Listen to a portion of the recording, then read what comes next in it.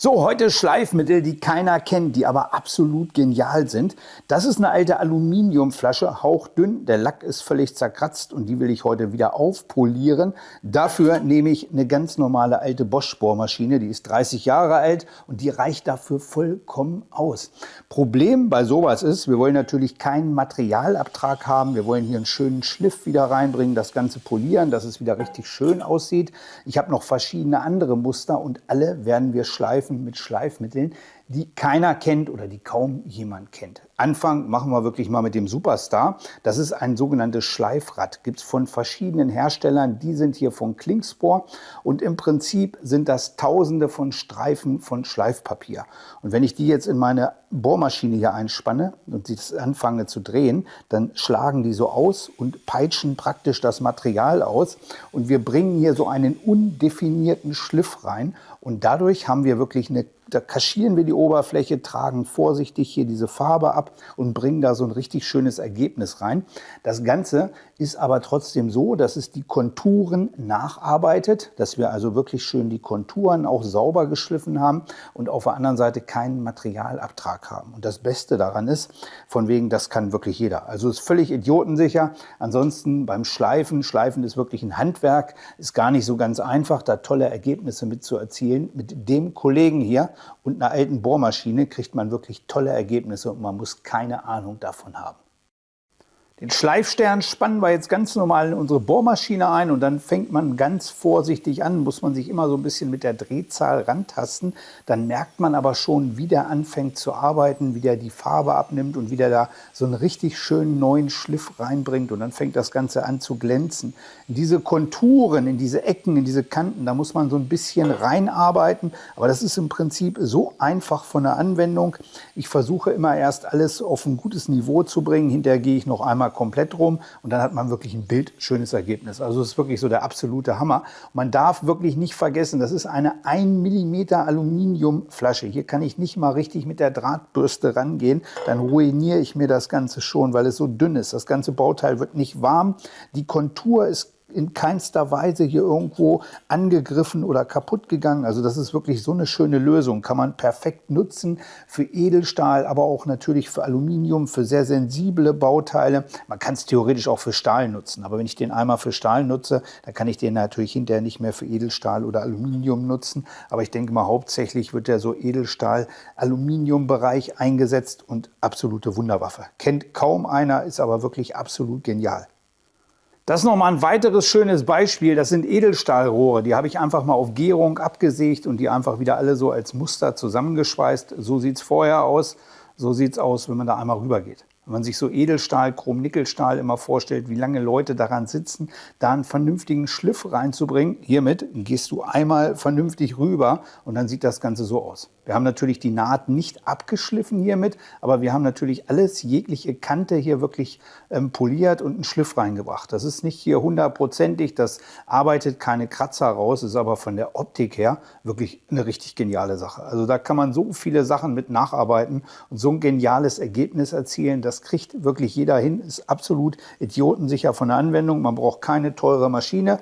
Einziger Nachteil ist natürlich, diese Schleifsterne sind alles andere als günstig. Aber ansonsten ist das wirklich der absolute Hammer. Bin ich also schwer von begeistert. Immer wenn ich das Ganze einsetze und dann solche Ergebnisse sehe nach wenigen Minuten, denke ich mir Wahnsinn. Wahnsinn. Vorher, nachher, das Ganze innerhalb von wenigen Minuten und das mit so einer alten Bosch-Bohrmaschine. Wirklich kein Problem mit diesen wunderschönen Schleifsternen. Der ein oder andere wird jetzt fragen, warum nimmst du nicht einfach einen Gradschleifer? Und das ist im Prinzip eine ganz einfache Sache. Der handelsübliche Gradschleifer kann einen Schleifkörper ab von 40, 50 mm. Hier geht es auch noch mal mit 80 mm Drahtbürsten. Wenn ich hier so einen großen Schleifkörper einspanne, dann wird der warm und ist innerhalb von wenigen Minuten kaputt. Also kann man wirklich diese Gradschleifer in wenigen Minuten mit ruinieren. Es gibt spezielle Langsamläufer, findet man aber wirklich nur im Industriebedarf. Da kann man sowas einspannen. Ansonsten, wenn man sowas nutzt, einfach eine alte Bohrmaschine, die können das von der Aufnahme und vom Drehmoment meistens problemlos ab. Ich habe diese Bosch-Bohrmaschine, die wird ein bisschen warm, mehr aber auch nicht. Die nutze ich dafür wirklich schon seit Jahren. Man kann sowas natürlich auch mit einer Drahtbürste machen, aber wenn ich auf so einer Aluminiumflasche hier mit 1 Millimeter Materialstärke, ist auch nur geschätzt, vielleicht ist es sogar noch dünner, einmal kurz drauf bleibe, dann habe ich schon gleich einen Funken. Dann habe ich hier gleich eine fette Macke drin. Und wenn ich mir die Kontur hier angucke, mit einer Drahtbürste sieht man auch von wegen, das sind so kleine Macken, kleine Stellen drin. Das ist also nie ein vergleichbares, schönes Ergebnis. Selbst hier ist wieder so ein bisschen Anlauffarbe reinbekommen. Also das ist schon mal nochmal eine ganz, ganz andere Liga, wenn man das mit dem Kollegen macht. Aber ich habe natürlich noch andere schöne Polierwunder für euch. Das sind alte Torbänder, sind ungefähr 30 Jahre alt, aus feinstem Edelstahl. Hier ist aber irgend so eine Peke drauf, die sind dreckig, hier sind Kratzer, hier sind Macken drauf. Sieht also alles andere als schön aus und die wollen wir jetzt einfach mal ganz einfach wieder polieren. Dafür nehme ich den Winkelschleifer und dann habe ich eine spezielle Schleifscheibe. Die sind schon so ein bisschen bekannter als das, was ich euch eben gezeigt habe, aber die meisten kennen sowas auch nicht. Das ist eine Schleifscheibe, ähnlich wie eine Lamellenschleifscheibe, aber hier ist Schleifvlies drauf. Damit habe ich keinen Abtrag, damit schleife ich das Ganze nicht, aber ich kann die Oberfläche so polieren, kann die schön kaschieren und die Ergebnisse sind oft wirklich auch richtig, richtig toll. Die gibt es in verschiedenen Formen, einmal hier nur mit Schleifvlies und einmal gibt es die Variante, da ist Schleifpapier und Schleifvlies drauf. Da habe ich also einen gewissen Abrieb, kann die Oberfläche noch so ein bisschen schöner machen, kriege dickere Kratzer auch mal ganz gut mit raus, aber meistens reicht sowas wirklich schon. Und wenn man so eine Oberfläche hat, die dann relativ vergilbt ist oder so, wo auch irgendein Dreck, irgendein Müll drauf ist, ein paar kleine Kratzer drauf sind oder so, wenn man die wieder richtig schön machen will, dann geht man einfach mit so einer Scheibe da einmal rüber und dann ist das Ergebnis wirklich erstaunlich. Und hiermit habe ich jetzt auch null Abtrag, bringe auch keinen Schliff in das Material, aber ich poliere so die Oberfläche. Und das ist für die meisten Anwendungen vollkommen ausreichend. Wenn man sich jetzt das Ergebnis anguckt, aus 1-2 Meter Entfernung oder so, das sieht wirklich sauber aus, das sieht ordentlich aus. Nur wenn ich ganz dicht rangehe, dann sieht man von wegen, man hat so verschiedene Schleifspuren hier drin. Das heißt, hier ist früher mal jemand mit einem Winkelschleifer rübergegangen, hat das Ganze übergeschliffen. Das kriege ich natürlich nicht raus, aber ich kann das Ganze schön sauber polieren. Ist für 90% der Anwendungen vollkommen ausreichend. Habe das Ganze hier auch auf diesem Edelstahlherz gemacht. Das habe ich irgendwann mal ausgebrannt. Hier die Fläche ist einfach normal matt, ja, hat auch ein paar Macken drin, von wegen, wenn ich hier einmal rüber gehe, habe ich schön eine saubere, glänzende Oberfläche. Für 90% der Anwendung, sage ich mal, reicht das vollkommen aus. Aus 1 Meter Entfernung sieht man hier gar nichts mehr, sieht das sauber poliert aus. Ich hatte früher immer einen Nachbarn, der hat gesagt, aus dem Flugzeug sieht man das nicht und so ist es auch. Also aus ein bisschen Entfernung oder als normaler Mensch, wenn man hier vorbeigeht dran, sieht das sauber aus. Nur wenn der Experte richtig nah rangeht, der sieht dann, hier sind Schleifspuren, kleine Macken drin. Aber das ist, wie gesagt, auch eine ganz tolle Möglichkeit. Solche Scheiben kann man von den verschiedensten Herstellern kaufen.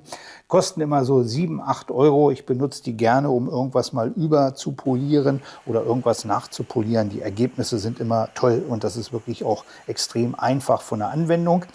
Ich würde immer so vorgehen, dass ich eine Fläche erst aufpoliere und hinterher, um eine schöne Fläche zu erzielen oder ein schönes Ergebnis, immer mit langen, gleichmäßigen Bewegungen arbeiten und dann kann man die ganze Fläche vorsichtig abarbeiten. Wenn man immer in so kleinen Stücken arbeitet, das sieht man natürlich hinterher, das sieht nie richtig schön gleichmäßig aus. Darum immer in schönen, langen Bewegungen arbeiten. Und das Ganze funktioniert auch mit erstaunlichen Ergebnissen bei Rohren. Das ist hier ein altes, versüfftes Rohr. Das habe ich jetzt ganz einfach mal hier überpoliert. Innerhalb von wenigen Sekunden hat man hier wirklich so ein tolles Ergebnis.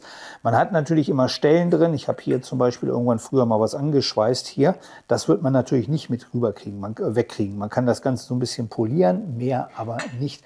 Aber für Rohre habe ich noch eine ganz andere tolle Möglichkeit. Die kennt wirklich auch fast niemand. Ich habe hier hinten in meiner Schleifecke meinen schönen Bandschleifer stehen und da ist jetzt ein ganz normales Schleifband. Hier kann man auch Rohre oder irgendwas dran schleifen, kann man aber natürlich nicht so schön polieren. Und zum Polieren, da gehen wir mal zu meinen Schleifbändern. Ich habe hier Schleifbänder mit verschiedenen Körnungen, die sind alle von VSM, die haben wirklich eine tolle Qualität. Und unter anderem habe ich hier auch welche mit Schleifvlies. Kennen auch wirklich die wenigsten, sind auch so Exoten, aber wenn man die das erste Mal so ausprobiert, ist absolut genial. Und das Schleifband können wir jetzt hier auch ganz einfach einbauen. Und jetzt habe ich halt die Möglichkeit, dass ich mit beiden Händen dieses Rohr hier so lang drehen kann. Und dadurch kriegt man natürlich extrem gleichmäßige Ergebnisse.